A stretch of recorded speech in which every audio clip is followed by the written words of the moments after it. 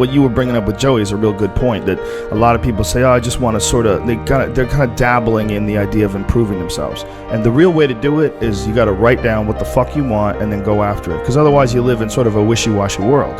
You know, if you decide I'm going to get down to bang, I'm going to do this, I'm going to run a marathon in less than 5 hours, I'm going to, you know, whatever the fuck it is, you got to write that shit down and go for it. What I tell people is the best advice that I've ever heard, the best advice I ever came up with, is that live your life like you're the hero in your movie. And right now is when the fucking movie starts and your life is a shitbag disaster, like every fucking Arnold Schwarzenegger movie where he wakes up and makes a blender full of pizza and ice cream, and that's what he, you know what I mean? Those guys where they're like on the brink, they put the gun in their mouth and they put it down because they see a photo of their daughter.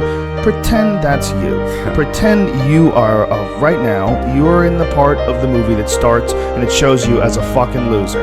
And just decide not to be a loser anymore. Live your life like there's a documentary crew following you around and you are analyzing your own behavior. Do what you would want to do so that your kids one day would look back at it and see that documentary and look on it with pride. Like, wow, my dad was a bad motherfucker. He really did what he had to do.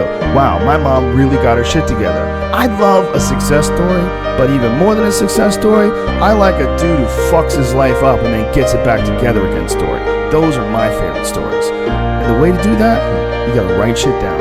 You gotta think that you are the hero in your own fucking movie, and then you gotta sit down and you gotta write shit down. Write down what you need to do.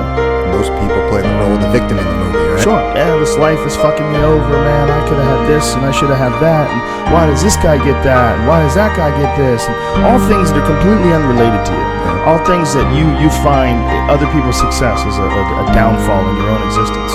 Instead of being inspired, instead of choosing to be positive, instead of like improving constantly on the direction of trying to achieve whatever the fuck you have written down, you just sit around and spiral, you know? There's nothing more miserable than sitting around someone who's fucking complaining all the time. It is one of the most annoying things ever. Everybody hates it. When someone just sits around and they complain about their life and they don't do jack shit about it. And you tiptoe around it, you don't know what to say.